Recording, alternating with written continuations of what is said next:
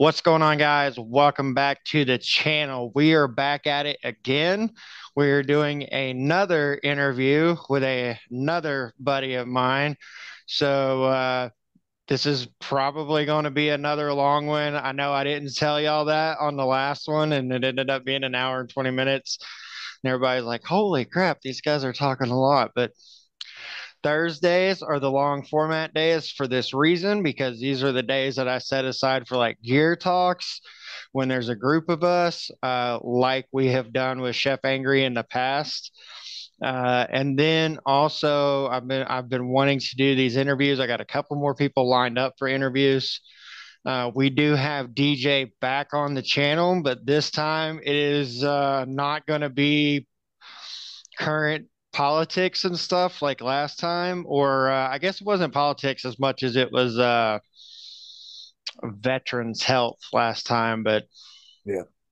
welcome back to the channel. Thanks for having me back, man. Yeah, man, this is gonna be awesome. Um, all right, so you watched the one with Josh, so it's kind of going to be similar. I Sure. knew a little bit of his backstory. I know a little bit of your backstory, but I kind of just want to go through. Like I know that you did what, one tour and then four or five contracting tours. I just want to Yeah. go over the military one this time. Sure. Um, we can talk about the other stuff on other podcast on other at other times, and uh if anybody has any questions that they're dropping in the comments and shit about it, maybe that's something for us to go over in another one because I assume we're going to keep doing these because we have fun. So, kicking things off, uh, trying to figure out how to word these since I don't know if it's biased, but I just listened to the podcast with a modern frontiersman that was what, 2 days ago. So I'm like trying Yep. not to steal questions that he asked. Hey, So that's okay. you went into the army. Yeah. Not kind of straight out of high school, but or the summer after getting out of high school or whatever. So, I guess what what was the thing that made you decide you wanted to do the military? You wanted to be in the military, and what was your mindset going into boot camp? So I joined the Army Infantry 11 Bravo in the US Army.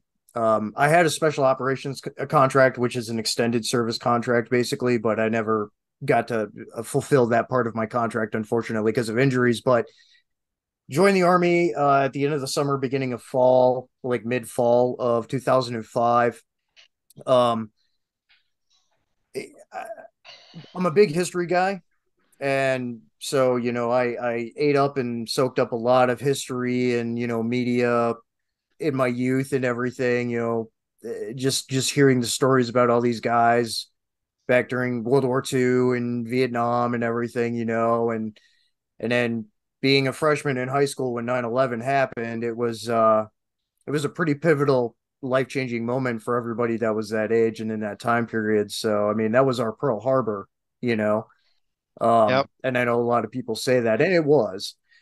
So that was a big motivator. It always been on my mind, but after that, it became more solidified. I was just during high school and then getting out of high school, I was working two jobs and had an internship as like a live sound technician, sound engineer for venues and stuff. So I was doing that still and kind of rounding up the jobs that I had, just letting them know, hey, I'm going to be doing this. I'll stick it out for the summer. That way I can have my fun, before I go, Right. um, with my friends and, everything. And then went and enlisted. And it was, yeah, October of '05, went through processing and MEPS and everything, and then right to Fort Benning, Georgia in October. And then so went through the winter season of infantry school in southern Georgia, which Not a wasn't not bad a compared to bad where time. I'm from. Yeah, it was like Not summer a bad, not for vacation me for you. anyway. Yeah, pretty much, yeah. It was still hot during the day for us. So but it was good. It was good training, and our drill sergeants, I think they've probably been fast tracked a little bit through drill sergeant school because they were still pretty switched on from their deployments that they had just had in the beginning of the GWAT. So in the beginning of Iraq and Afghanistan. So they were still pretty hot. So Right. we got really good training in that regard because they were they were feeding us almost real time information. Because again, a lot of them not even a year before had come back from deployments. My senior drill sergeant was a Green Beret with 10 Special Forces Group. And then my second senior drill sergeant was Arctic Airborne out of Alaska. And then I had a Ranger Tabbed Combat Explosives Engineer drill sergeant. And then our ancillary fourth drill sergeant was an infantryman and Ranger qualified guy. So So that kind of puts me in the mindset of what is it? The Band of Brothers Pacific, where they talk about the Marines that went to Iwo Jima yeah, and the guy who I can't remember his name now, but John Basilone. yeah. So you're having guys like that coming back. You're going to be my machine gun squad because you're the only two people here, type of deal. Yep, yep. That's got to be the best training whenever you got that It fresh. Yeah, it was really good training because it was so fresh for them, and it was a very quick learning curve. Um, and some of the training they don't do anymore for infantry school. Like they don't do bayonet training anymore. Um, our medical training, we were still trained on how to do IV installation and things like that, like advanced medical combat lifesaver stuff. You don't do that unless you take secondary combat lifesaver courses outside of training now, that the military offers. 'Cause that's something they did away with just because, like, overseas, it was with that training and doctrine that guys were doing IV installation instead of doing tourniquets and packing and doing some of the other things that are needed for TCCC, and guys were dying. So the protocol changed with that real quick, but we ended up getting both types of training, which was really good. Um, and just like things like that, and just it was still very much a time and a culture, especially with ROEs, rules of engagement and stuff. We could be aggressive. We could take the fight to them and everything. We didn't have to wait for clearance to return fire and stuff, which came later on, which was a bad move. So things like that. It was a very transitional time period, but at the same time, like we're still getting the good meat and potatoes, the good side of that training. So it was very beneficial. And then from there, because of the extended contract for special operations, I ended up going to an infantry unit, which was the Third Infantry Division, which was also in Fort Benning. So I was what was called a Benning baby. So I was there as far as from training to my unit. I was on the same base. Um, and waiting for some time to pass because you have to wait like a generally they want you to get like 2 years 3 years under your belt before you go to SFAS, which is the assessment and selection course for special operations at Fort Bragg, North Carolina. So being with my infantry unit, so '05 they had just come back. So '06 was PMCSing, so preventative maintenance and checks on all the equipment, and then up training for another cycle in '07. Um, So most of '06 was spent just training and going to NTC, National Training Center, which was the newly established Desert Warfare Center, um, out at Fort Irwin, California, and then also partly in Texas too. So we went out and did that for a time, but we were doing constant spin up training uh, on bending and stuff. So we were, company runs almost daily. Like it was, yeah, it was So pretty you intensive. knew going in that you were gearing up to go overseas, even though it took a year ish. Yeah, yeah, absolutely. Yeah, because they had just come back from a cycle, and Third Infantry Division was, to my knowledge, was the most deployed infantry, active duty infantry unit throughout the entire GWAT. They deployed every other year, um, if not more. Um, and like 12, 13 months deployments. Um, the National Guard was deploying for like 15 months at the time. I don't know why they were deploying for longer, but that's just how it was with Some of big them got army. extended to like 16, 17 Yeah. months. Yeah, that was big army at the time, But so '07 comes around and we do our we go to Iraq, and we get there and we have to hand off to Fob Falcon, which is one of the larger Fob bases in the southwest of Baghdad, has region control over Route 1 or Highway 1, whatever you want to call it, that runs uh like from the south, like kind of northwest past Baghdad towards like Abu Ghraib and stuff. So that whole area apart along with Baghdad, um, and a lot of the outlying areas over there. So we had that whole area region of control, and it wasn't just Fob Falcon, but that's where I was Fob Falcon, and then that was a joint base that we held with Fifth Special Forces Group at the time and the SIF, the Commanders and Extremis Force. So we get there and we're doing our thing and getting the upcycle going. I mean, at that time too, we had a lot of people there that were still there from prior deployments, so they already knew the game. So it was really easy for us to kind of get into the groove and get the new guys oriented. So it was a pretty quick spin up time once we were in country to start doing patrols and operations and stuff. So, but we started doing that, and it was a very busy time in that time frame. And I talked about that with Josh too, Fortner's with Modern Frontiersman and his podcast. But it was at any given time, it was like a five fronted kind of thing, because we had local insurgent groups that we were dealing with. We were dealing with Iranian infiltration groups. We were dealing with uh, obviously, Al Qaeda and ISIS and foreign fighters and stuff. And then I was gonna some say, of the didn't you have like local Czechoslovakians or something in there? Chechens from Chechnya, yeah, Oh which is yeah, a Chechens. Muslim Russian enclave. Yeah, there were some Chechens there. There was even some sub-Saharan Africans there, like Somalians and Ethiopians and stuff that showed up. A whole mix, apart from a lot of fighters from the Arab world, and then some Americans too. And that happened more in Afghanistan, but they were there too, or at least people with American citizenship too. Some were showing up that were with Al Qaeda, and we were like, "What the fuck is going on?" But that's just how it was. But we were dealing with multiple different entities at any given time, and then there were the Sunnis and Shiites. The Sunnis and Shias were fighting amongst each other too. So at that time, there was still civil infighting going on. So there was that apart from us dealing with everyone. So yeah, it was a pretty gnarly time, and that was so there was a lot of fighting still. Your what you think of typical firefights and things like that. There was a lot of that, but there was the IEDs were becoming absolutely insane, and they were everywhere. Um, we were doing a lot of route clearance and clearing the same routes day after day, to include like Route Irish, which is the main highway belt line around Bayap or Baghdad International Airport in that area.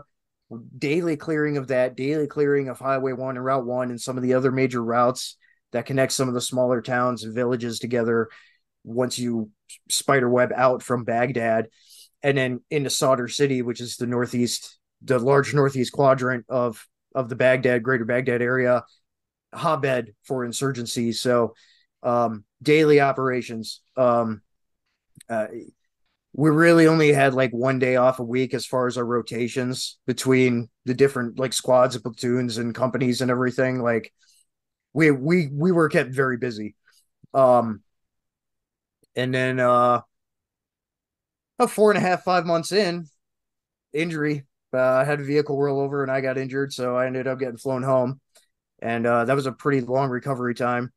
Um, Ended up getting transferred to a unit that doesn't exist anymore, but at the time it was called the SHU, or STHU, basically a special training and coalition program. Uh, Special coalition program training and like event assistance program.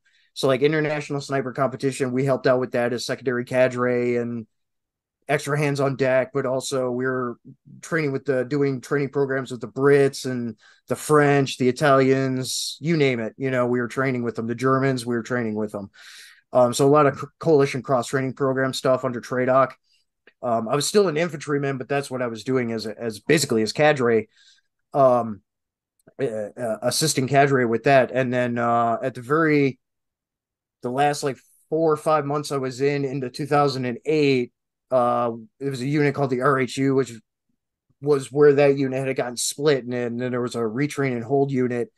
Basically, guys getting out on medical discharges, guys that were getting out on other injury related things, and even a couple of guys that were getting out because whatever disciplinary stuff or whatever kind of all got lumped into that unit, and we just kind of hung out, did a couple of odd jobs here and there, but that was a pretty chill period for the last couple of months that I was in the army, and was going off base every weekend, partying and stuff. So, but um, did a lot of like special, more special event assistant stuff. But other than that, now we're just kind of hanging out. So, and then that time passed, got out. We still had like half a year of like medical inactive reserve readiness, weird readiness status. And then like built up TDY, so I was still getting a paycheck for a little while and stuff. And then that ended, and then took a little bit of time off, and then moved right into doing security contracting. So So I know that when I was talking to Josh, he said that when they first got over there, they had like a week or so where they were getting acclimated to the weather and stuff. yeah, Did you go through that type of a period too? yeah. That whole spin up period once we were in country, like it was a lot quicker for some of the people that had already been there. Just a year, the year span before. Right. Yeah, for us it was about a week and a half, just getting acclimated and stuff. I mean, a lot of people, got some weird flu or something going on. Some people get rashes and stuff, but otherwise it was pretty much okay. Um, I had already had my toxic exposure experience from the military even before deployment. So um, I have a video of that about that on my channel that I go in depth about. But that was fine for me. Acclimation was fine.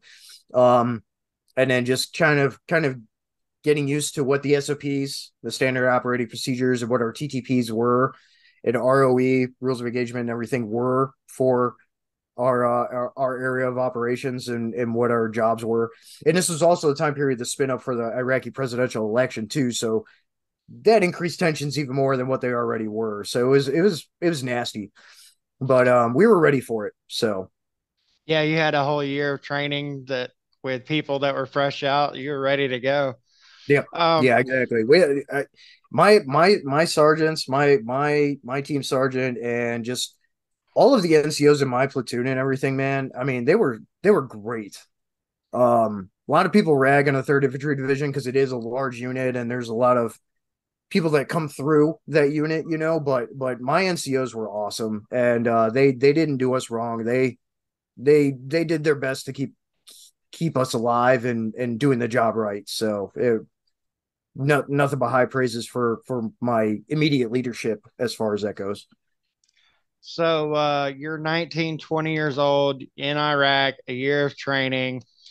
What rank are you? What's your primary weapon?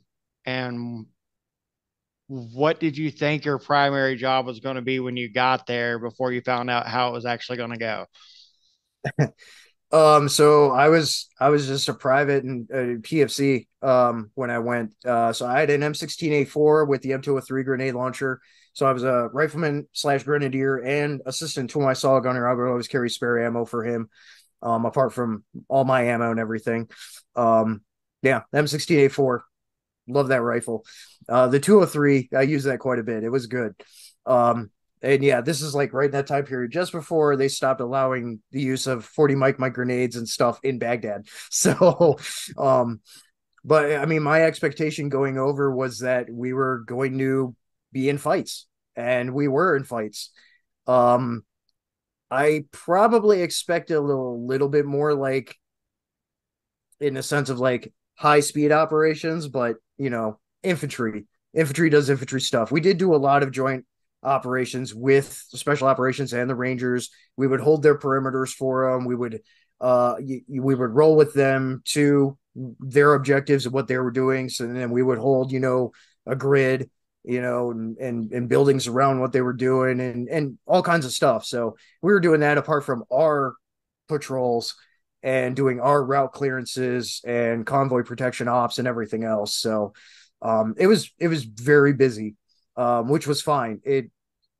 Made it go by That was faster. what yeah, exactly. It did go by very fast, and that's what I was there to do. So, um, all good experiences. I mean, for what it Mostly. was, Right. yeah, what I took away from it was a good understanding of things as far as experience goes. I mean, some of the experiences were horrible, but just what you gain from that in training and your skills and just understanding warfare and everything like that was all very useful. So So, if you would explain to me, set the scenario, tell the story of the first time you were shot at.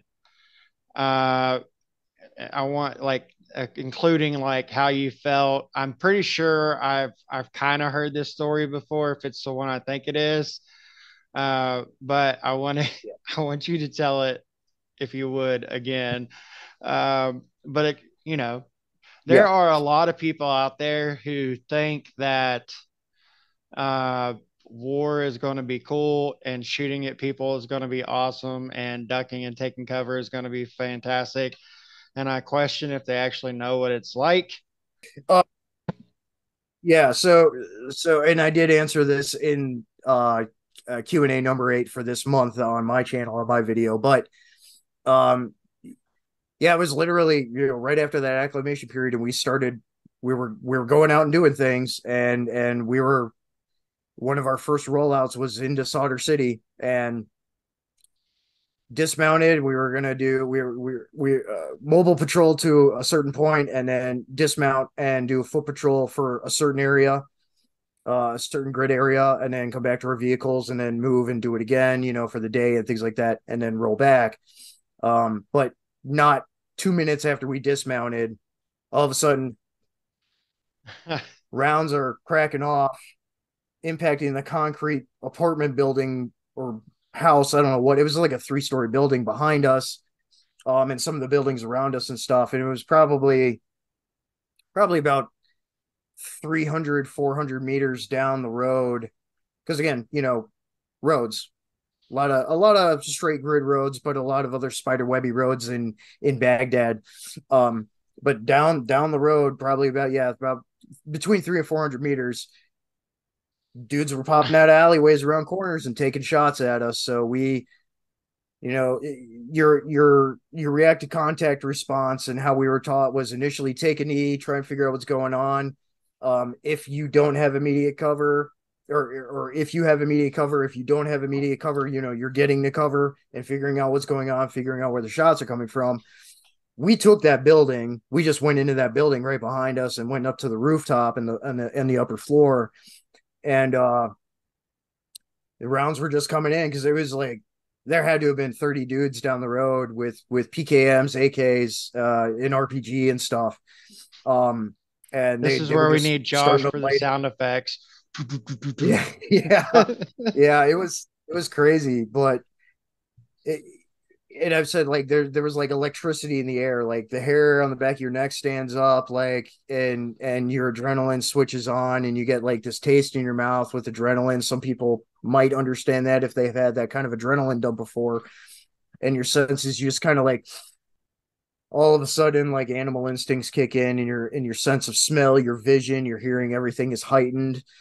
Um, and yeah, it's just after that the training, the muscle memory and the training kicks in and everything, and you're trying to figure out where it's coming from, but at this point we've gotten a handle on where it's coming from, and we're starting to engage back.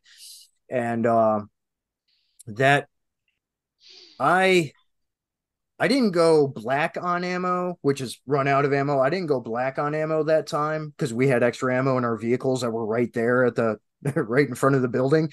Um, but that was a long fight. It ended up being probably a 12 or 14-hour firefight.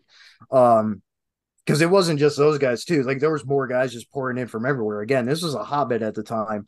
Um, They and just heard we shots and they were like, "Oh yeah, son."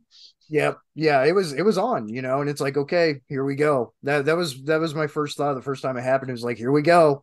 And then just kind of understanding the dynamics. Because in training, we do have like combat live fire exercises, and one of them is a low crawl across the field, and they're shooting 240 Bravos and saws over your head, but it's still not the same because you're not getting that sound of different caliber stuff that's impacting right behind you and right above your head or whizzing. I mean, the whiz sounds you've heard before, but some of those other sounds you haven't heard, and then the RPG going over, you haven't heard that before. So that it's kind of like a sound. Um, and this is like, oh, luckily it went over us, but Right. that's what it is, and it's terrifying. It is absolutely terrifying, but at the same time, when you have enough training and conditioning, you're able to control yourself, and you're amped, and you're hungry for blood. But that training is pivotal because if you don't have that, you're gonna have problems, and everyone ends up handling it differently. Some guys just start shaking really bad all the time after and stuff. Some guys can't sleep or have insomnia. Some guys wet the bed, things like that. Like I didn't have any of those problems. Definitely hypervigilance and anxiety, but yeah, that was just the nature of, of what it was. Right. Um, and in that firefight too, I had to pee really bad, like 8 hours in. I had to pee really bad, but couldn't really like leave my position. And another buddy had to pee really bad, so we're like, fuck it. So we just pissed our pants because that's what you do. That's what you do in the fight, Well, man. I mean, 14 hours, that's a long time to Yeah, lay there. exactly. No big deal. It is what it is. And in training too, like there were times where, and this was harder training, not as gentle as it is nowadays in some ways. So it's the same thing. It's like, hey, you're at a bivouac and you're at a post or whatever. It's like, hey, you're gonna stand guard here. If you need to piss no bottle or piss your pants, kind of thing. Like, and especially like mobile convoys and patrols. I mean, we're in a vehicle for 16 hours a day or whatever. Yeah, we're gonna piss in bottles and stuff. So Right. that's just how it is. But couldn't move from their position, and we were still actively fighting on and off. So had got to do what you got to do. But Yep. I mean, um, that's not the time to stand up and take a leak. right, no, exactly, no, it's not. So you just got to do what you got to do. But all in all, with a little bit of time before we have to clip this and start it again, it is terrifying. It is. There's a lot of fear there. And there's a lot of unknowns because I mean you're in an urban environment too. Largely Iraq was much more an urban environment than Afghanistan was. So every window, every doorway, every rooftop, every alleyway, every car, everything. There could be a gun barrel pointing out from anywhere. There could be somebody standing anywhere with a detonator or an RKG grenade, which is a Russian anti like light vehicle grenade. It's got a little parachute on it. It's got a shape charge warhead. They would Right. throw those at our RPGs. I've shown you a video of that before. Um, like that kind of stuff, or just throw grenades at us, and just like all kinds of stuff. So the amount of hypervigilance and anxiety that you have is like a millionfold. So that's something else that I know people have heard before, but they may not realize is that it's not what people see in the movies and stuff. It is quite different. Um, Only getting one day off to kind of rest after that, like we're when I know we're jumping ahead really quick. yeah, We're gonna get back into the story, but um when it was time for you to go out due to injury and shit, were you like, whew, finally I get a fucking break? Or were you like, God damn, I missed the action? yeah, I was really disappointed. Um, I mean, I was pretty messed up. I had a blown out calf, like a rupture of the medial head of my calf. So the muscle basically blew up inside of my leg and was like severely swollen. They almost amputated it, but they didn't. I was My able to God. heal. Um, and my back got all messed up. I still have compressed discs and stuff in my back and everything, and yeah, it sucked. I wanted to get back to the unit and get back to doing the job, but I knew I needed to heal, especially for in the future with special operations. That contract I had waiting for me, but never ended up happening, unfortunately, just because the healing process was taking too long. And the army was they just decided, yeah, The we don't need you army. anymore. So Yeah. that's the army. Yep. Yeah. So All right. Well, we're going to go ahead and I guess for you guys, it will be nothing. For us, we're going to transition over to, we're going to take a break. Uh, yep. Here's a word from our sponsors, and we'll be back in a moment. Power thirst. All right. So we are back from that quick commercial break. All right. So we were just talking about the first time that you ever took rounds, which also happened to be the first time that you ever went out, which ironically, I'm pretty sure is what happened with Josh too. It's kind of weird that Yep. that happens the first time you go out, you're automatically being Bap- shot at. Baptism by fire, man. It Yeah, was a man. different time. It was a different time, especially Yeah. after like 2008 on. It started to slow down a little bit, but a lot more IED activity and Yeah. sniper I activity. know we've talked about it before when my best friend went over in '05. He was in Jalua and he was driving a tank for Yep. the in the army. His tour got extended. He said there wasn't a day went by that they didn't get 3 rounds bouncing off the tank. Yep. That they would go like 3 days at a time sometimes without getting any sleep and shit. Like it was bad. And Yep. then when he went back in 2010 to 2011, he was like, dude, we were playing Xbox, escorting people around in Baghdad, just VIPs and shit, and like chilling. He was like, I could. He got promoted his second time over to the gunner, and he said all the Okay. safety videos said, and everyone survived except for the gunner. And he asked him if he could get demoted back to driver, and they wouldn't let him do it. He's like, but it was Yeah, nothing. I had a buddy who was a 19. Yeah, I had a buddy who was a 19 kilo a tanker as well, and yeah, that he was a driver most of the time. But yeah, there's similar stories with him too. Yeah, Yeah, and he yeah, showed me some videos and shit. None from 2005. They didn't have time. It just wasn't. That wasn't the dude. time. And then 2010, he's like, dude, they had all kinds of videos and shit of stuff they were doing in their downtime, and like Yeah, I can well, remember a couple times him calling me and me talking to him on the phone, driving home from Nashville because I'd went out to see some people and I was just talking to him while I was driving because he was just chilling in Baghdad, yep, you know. yep, yeah. Baghdad was real chill after like 08, 09. Yeah. The thing about our fob Falcon in '07, we got constant rocket and mortar attacks too. So even when we weren't outside the wire, we were in the fob at night. We were attacked almost nightly. Taking Um, rounds. which, yeah, which was crazy because like they had this weird, not like a Shaheed rocket, but they had like these weird little rockets that they had, and then the mortars and stuff. They had what we call shoot and scoot crews. Basically, they're rolling around in technicals like pickups and stuff and cars and stuff with these mortars. They would set up, launch, you know, And Scoot. 1 to 5 rounds, and then scoot. Um, and that was their modus operandi.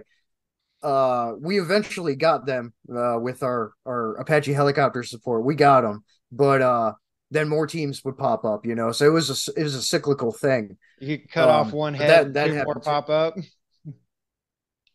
Kinda, yeah, very much a Hydra kind of thing. But yeah, that happened a lot. That happened a lot. Thankfully, most of the time the rounds would either land short or they would land in an area that wasn't vital in the fob. But every once in a while, a round would hit, you know, close to guys, and we would take some casualties and stuff, or we'd have damaged equipment and things like that. So it was, and then it was, yeah, it was in 2008. I don't know if a mortar hit it or if there was a mishap, but like the year after we were there, the ammo depot in the fob actually got hit or Ugh. something happened and it went up. It was a big event at the time because that was a That's a lot It of was a pretty fireworks. pretty catastrophic event for the fob. Um, Yeah. and when I Um, say fob, this is a forward operating base, so right. it's a decently size fob. It's not like some of these small fobs or cops, combat outposts or command outposts that you saw in like Afghanistan. It was a little bit bigger than that. Logistically, we had more framework because we were in Baghdad extended, So, but other than that, it was yeah, it happened a lot. So, So you have a grenade launcher underneath your rifle. yep, You're this young 20, you're you're good. this young 20 something with a year's worth of training. You get into this 14-hour firefight. I'm sure you launched a grenade or two at some point, right? Explain that. Tell me what it's like to be shooting a 40 mic bike. Just boom. Um, yeah, I have a very fond bond with the M203. I was good with it too. That first engagement and several engagements after that, I went through all of my 40 mic ammo at the time. Because this was a time where we could still use them in the Baghdad area. Right. And we were going up against a lot of fighters at the time still, at least in certain areas. Um, it's awesome, man. It's got a little less recoil than like a 12 gauge shotgun, a little bit less recoil than that, and it's just yeah, it's just this pop, just boop, and there it goes, and then breach open, take the casing out, load another one, you're back in, and I don't know, I really like that thing. That was it was awesome. It was really cool, and yeah, we definitely took some buildings out with that thing, and I wasn't the only guy with it, in Right. our uh in our squads, we usually have a couple of those, or at the time we did, so apart from the saws and everything, so we were laying a lot of hate out, so um but it was good. It was a great tool. I never had any function issues with it or anything. It always worked for me, which was great. It's a pretty simple little mechanism. So yeah, In a I liked Minecraft it. situation, I really hope that I'm able to find one. Hey, they sell civilian models out there. LMT has one. Spikes Tactical has one, but that's a 37 millimeter flare launcher. Right. Um, yeah, once you get into civilian application, using it with stuff that's not signaling devices, it's considered a destructive device, and then you have to do the whole Yeah, you got to get ATF registration and stuff. the $200 Pay the per money and get the paper. thing, get the money. Yep, some Yeah. bullshit. So again, I wouldn't mind finding one. so, Well, the so sad thing is, apart from those aftermarket manufacturers, Army doesn't really use the 203 anymore. We've got the GL 320 now. The Army uses, right. which is basically it's a side loading 40 mic. It can be weapon mounted, but it's pretty much an individual unit most of the time now, which is cool. It's a good launcher too. But I like the 203. It was nice having it on my rifle. I was gonna say instead of having to carry two weapons, it would be nice to have it underneath the rifle. Yeah, it was nice. Obviously, it made it heavier, and it's M16A4, so it's already a pretty hefty rifle. 8-9 pound rifle. So with that, and then we started getting optics, we started getting ACOGs and stuff. That adds more weight too. So it ends up being a 12-pound rifle. But hey, get stronger. It was a great rifle. Right. So I know because you only had one day off a week and you were just doing different things every single day, it's going to be hard to say what was a typical day while you were Yeah. over there. But is there any, like, I guess, what did you look forward to the most? Going out and clearing every day, setting up perimeter for special forces, that one day that you Um. got to not do shit. Like, what were you looking forward to? Well, obviously the day off. The day off to do things like do heavy PMCS on weapons and wash your uniforms and shit. The stuff like that was nice, but when it came to operational stuff like outside the wire and everything, it was I just liked doing the patrols. I just like doing the patrols and taking the fight to the enemy, going after, seeing who we could draw out and take on. That was probably what I enjoyed the most because route clearance was terrifying. IEDs are fucking terrifying. Like it just that level of unknown, Right. never knowing when you were going to get hit, even though you have good training and good awareness of everything, like especially when it came to like remote detonators and things like that, and like really well concealed uh um control wires and things like that you couldn't spot and stuff. Like it was just that was terrifying. I would much rather just be fighting the enemy face to face head on. Yeah, I To think I much would prefer too. that. Yeah, because like yeah, the IEDs and the EFPs, the explosively forced projectiles, which the Iranians taught to some of the insurgent groups and stuff, and we were seeing a lot more of those as time went on. Like that was horrible. Um, Definitely did not enjoy having to do route clearance and stuff. I was glad the EOD guys were crazy enough to handle that stuff. When we did come across them and they had to handle them. Like I was glad I didn't have to go anywhere near them. But I hear yeah, that just guys who are linemen who go out at right after, even during the middle of a tornado and start working on power lines and shit to get people's power back up, they're like crazy. For me, I picture those guys being the EOD guys, essentially, yeah, overseas, just the yeah. crazy ones that just don't care. Essentially, yeah. I mean, and I love all my engineer peeps out there, man. You guys get to have fun with the explosives and do some really cool stuff. And it was awesome having them around. They were a great group of dudes, but yeah, at the same time, like you got some brass balls to go walk up to an explosive that's all bubble rigged up, and you don't know if somebody has a command control for it. You get near it and they trigger it or whatever. Like it's that was the most dangerous job in my opinion, was that. um as far as anything went, so mad props to them and their brass balls with that. Like Yeah. it was, yeah. Because I would say, even with the bomb suit and shit, that still No, sucks. no, it if you're not immediately over the thing, it might save you, but it's still no. You're Yeah. with how those IEDs work is a lot. It was a lot of in Iraq initially. It was a lot of old artillery shells, like 155s and stuff. So no, if it goes off and you're right over it, you're done. Right. You know, I mean, our Humvees and this period too, our Humvees, they were getting kind of we were Mad Maxing them for a while. Having our mechanics and stuff weld steel plates on them until we started getting up armored units from manufacturers.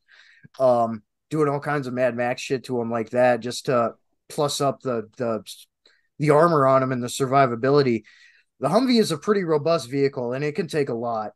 Um, as is testament in countless videos that people have seen over the years, but um, especially the thin skin Humvees. I mean, it was dangerous to be in those. So that's why we started to up armor them and everything, and then we started getting the up armored models and everything. Um, and like with our body armor and stuff, we had the interceptor body armor system still at the time. So I had the shoulder pauldrons and the nut protector and everything. If we were up in the turret, because at the time it wasn't a full like basket turret or anything, it was either partial or from blast shield. Yeah, Right. we'd wear the shoulder pauldrons, but like patrolling and stuff, we weren't wearing any of that. And then like if I was sitting in the Humvee and I wasn't in the turret, if I was sitting in the Humvee, I would sit on the nut protector to protect, everything from underneath in case we did roll over an IED, just for that little bit of extra protection. Um, I don't blame you. yeah, because like yeah, you never knew. But it was just one of those things. It was so ungodly hot in that country, and it was so uncomfortable to wear all that anyway. We just our unit didn't bother wearing all that stuff. Like a lot of the like National Guard guys did and stuff, and we were like, dude, you guys are gonna heat cat out, heat casualty, fucking have hot weather injuries and stuff. Because when you're walking around in 120, 130 degree Fahrenheit desert, and there's a lot of concrete around and everything like that just reflects heat and everything. It's just In Cordora. yeah, in nylon, wearing a full Kevlar vest with four plates, front, back, and side plates in there with the Kevlar. It doesn't breathe at all. Like you lose like a gallon of sweat easily in half a day just walking around or being in a hot vehicle because most of our Humvees the AC didn't work, so it was just gnarly. So um uh, you did everything you could to just try and cool off, and it didn't matter how much water you drank, you were always dehydrated to some degree, because you were just sweating all the time. And then You at didn't night, have liquid IVs and shit back then. no, not really, just like the electrolyte drinks like Powerade and stuff. We had Powerade that was a contract with the military, the army at the time. We would have Powerade and stuff carted in, and even in training they made us drink a glass of water and a glass of Powerade, whenever we ate, and stuff like that. And then like the beverage bases and the MREs and stuff. But other than that, it was whatever people would send us from home or whatever. Like, yeah, we didn't have the crazy electrolyte stuff that there is now and everything. Yeah. So there's got to be some stories that stick out to you. Um, and of those stories, there's got to be one or two that you don't mind sharing. Can you tell Oh, me a story that really sticks out to you? One of your, you know, outside the wire acts, whatever. yeah. Is there a story that you wouldn't mind sharing? Um, I mean, a lot of both good and bad stories. One of the bad ones that never sat well with me, just because I love animals. I'm a big animal lover, like, and a lot of stray dogs over there. And the Iraqi National Police would go out at night and shoot them. That always did not sit well with me. Yeah, that really bothered me. Like I love dogs, and Right.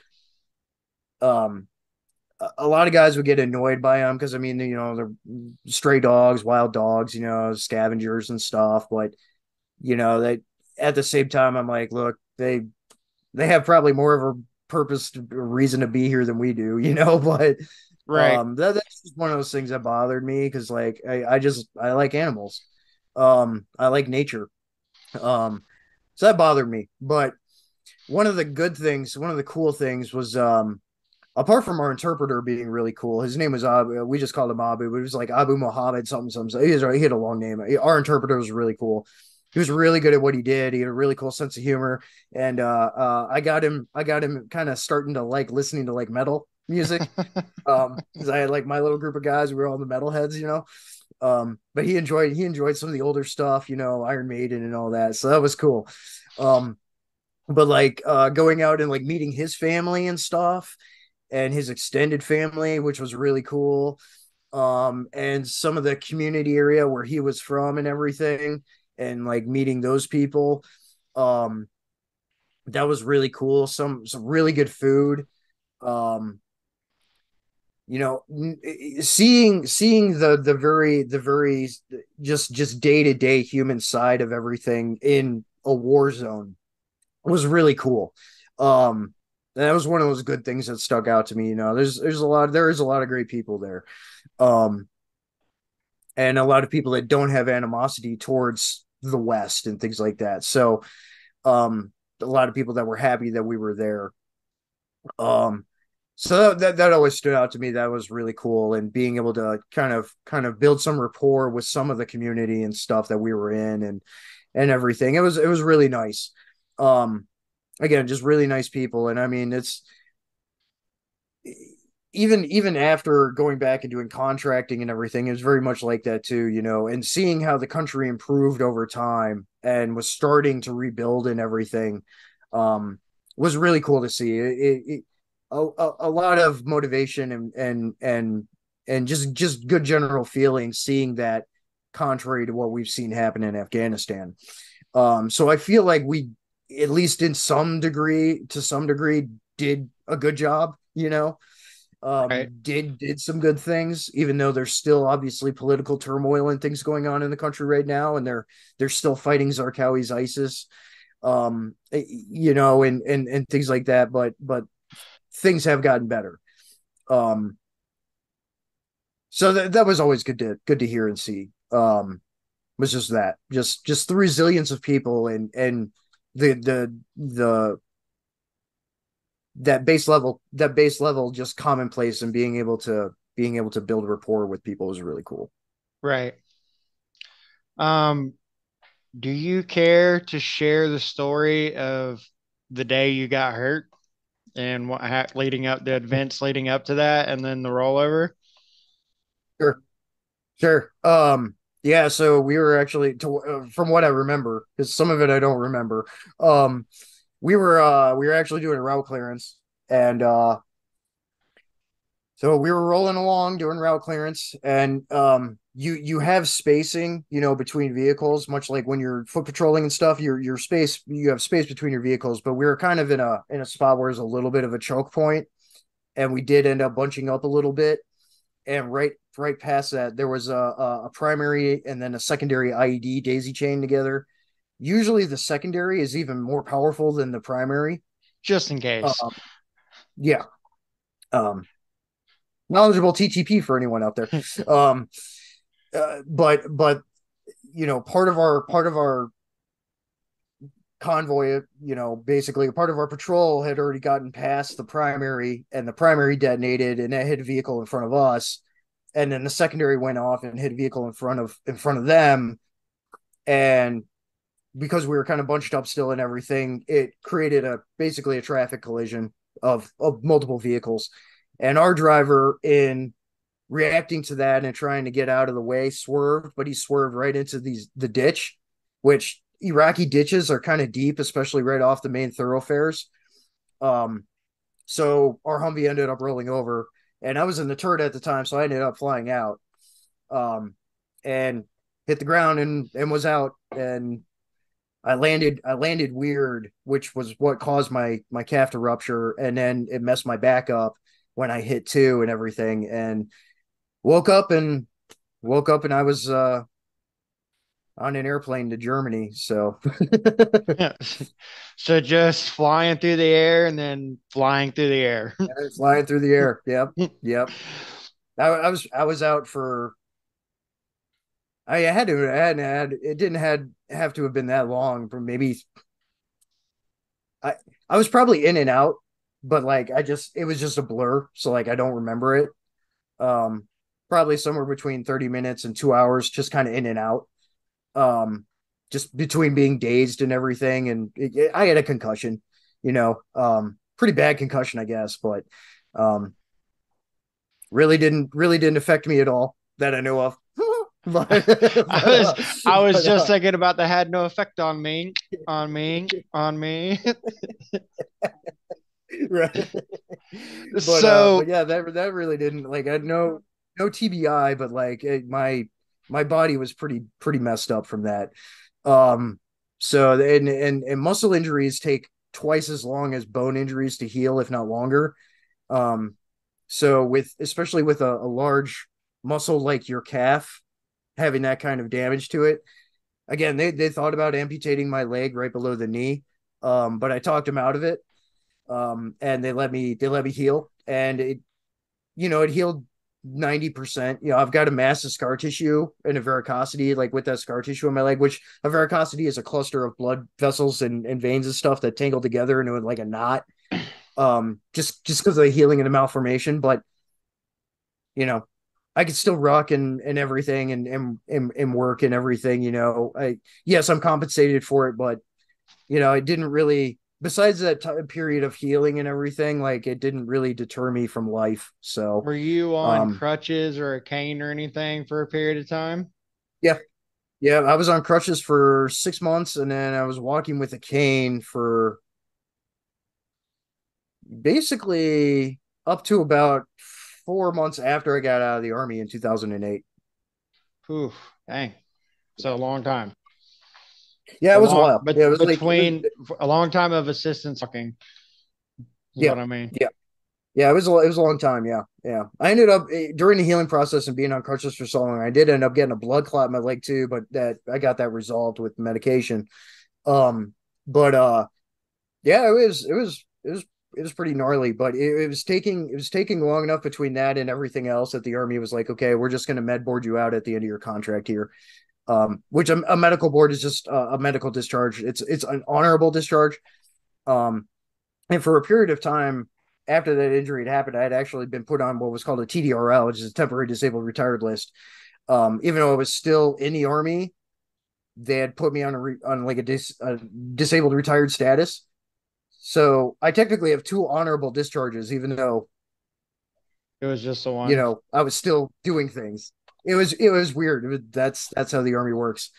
So had done that for a while and everything, and then my medical discharge and got out, and then yeah, for a couple of months after that, I was walking with a cane for a bit, but after that, it was fine. I had been doing physical therapy, and then I had rehabilitated myself really, so I was good to go, for the most part. So took a little time off, and then went into security contracting. So So, same question that I asked Josh.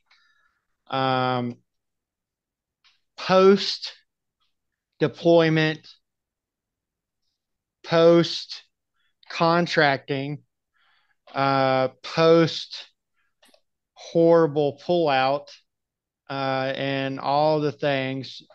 Hindsight being what it is, 20 years over there and everything. Do you feel different now than you did then about being over there? Um, like, what are your thoughts now? no, no, no, like regrets or anything as far as like what I did and when I was in and everything. I would do it all over again, especially if I had the foresight that I do now. Going in, going back in time and doing it all over again. Like, yeah, absolutely, I would do it. There's a just a couple of things I would do differently, but I don't regret anything. And I would do it all over again, and I have, with contracting, because I still wanted to serve and I still wanted to be doing the things, but Right. better pay, Yeah. Yeah. Um, but yeah, I wanted to keep serving and stuff. I wanted to keep doing that. So contracting was the right move to go. Um, and I did that on and off for years, and then went back to college, and then uh, 2013 to 2015 went back to college, got my degree, and then went back to contracting and doing other work and stuff. And then I also did in between contracting PMC contracting periods, I would do executive protection work.